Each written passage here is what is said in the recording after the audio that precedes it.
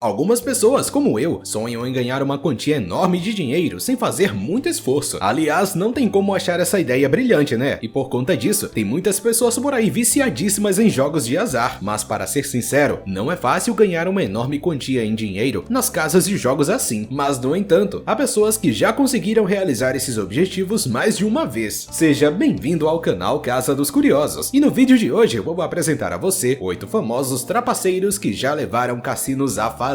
Já vai deixando seu like aí mais rápido do que o tempo que esses trapaceiros conseguiram ficar ricos. Muito rápido. Aproveita e se inscreva no canal também e ativa o sininho, assim você vai ficar por dentro de tudo. O comentário mais criativo receberá algo inédito do canal. Bora pro vídeo então. Oitavo lugar, Gonzalo Garcia Pelayo. A grande maioria das pessoas que jogam nas roletas sabem certamente que a vitória depende muito de sua sorte. No entanto, apesar disso, algumas pessoas ficam tentando buscar uma lógica e chegam até criar certas estratégias únicas para ganhar. Um homem chamado Gonzalo Garcia conseguiu fazer exatamente isso. Ele nasceu no dia 25 de maio de 1947, lá na Espanha. Em toda sua juventude, ele sempre deixou claro seu talento e facilidade com os jogos, mas por fim, ele resolveu estudar para ser matemático. Posteriormente, ele trabalhou como engenheiro de som e produtor, até meados dos anos 90. A partir daí, o homem começou a criar sua própria estratégia de jogo. Ele chegou a passar vários anos estudando as características da roleta, para assim realizar vários experimentos nos cassinos. Ele teve a ajuda de seus 5 filhos, que naquela mesma época já eram maiores de idade. Durante várias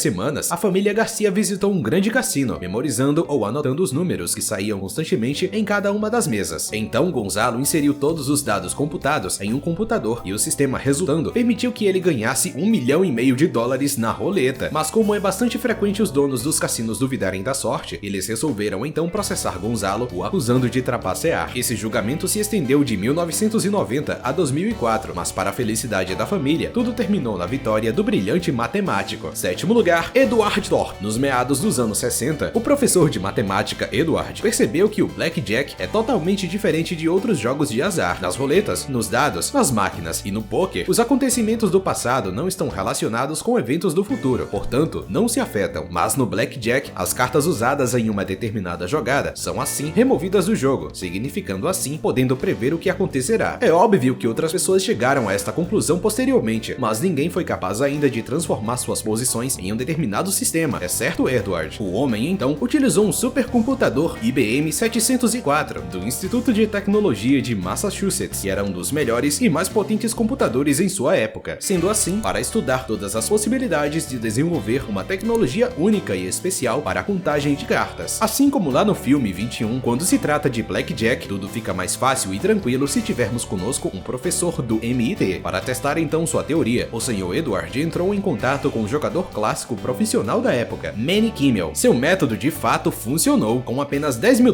os dois conseguiram ganhar mais de 11 mil em apenas um final de semana, se bem que a vitória poderia ser um pouco maior se não fosse pelos serviços de segurança do cassino. Anteriormente, Edward chegou a escrever um livro chamado Beat the Dealer, que virou um best-seller. Com a determinada ajuda de seu sistema, inúmeros jogadores de Blackjack realmente ficaram super ricos. Será que os cassinos deixam as pessoas utilizarem o método Edward para ganhar? Eu acho que não. E você, o que acha? Sexto lugar, Dustin Marks. Já passou pela sua cabeça que um croupier poderia ser um fraudador? Afinal, ele tem acesso facilmente às cartas. Sendo assim, não levantaria tantas suspeitas assim, já que é um funcionário do estabelecimento, não é? Dustin Marks foi um dos trapaceiros mais bem-sucedidos em quebrar totalmente os cassinos. Vamos ao início. Ele começou sua carreira como mágico. Desde sua infância, então, Dustin sempre fazia truques. Tendo se formado na faculdade, ele esperava se tornar um dos melhores ilusionistas do mundo. Porém, as coisas aconteceram de uma forma um pouco diferente, mas ele ficou conhecido de outra maneira, e bastante conhecido. Para aperfeiçoar completamente a arte das mágicas com as cartas, lá em 1983, Dustin começou a trabalhar como croupier em um dos cassinos em Las Vegas. Seu conhecimento com a tecnologia super moderna o permitiu aperfeiçoar seus belos truques, e para avaliar seu tamanho desempenho, o croupier desonesto filmava todos os seus truques com uma câmera. Se ele então não percebia o truque sujo ao assistir a gravação, significa então que o truque estava mais do que perfeito. Mas para ganhar bastante em cassino, é preciso ter um companheiro. Ele escolheu então um outro croupier de um estabelecimento próximo para isso. Depois de analisarem e ensaiarem todas as suas estratégias, os dois trapaceiros trocavam constantemente os papéis de croupier e jogador. Em uma única noite, eles foram capazes de ganhar mais de $100 mil.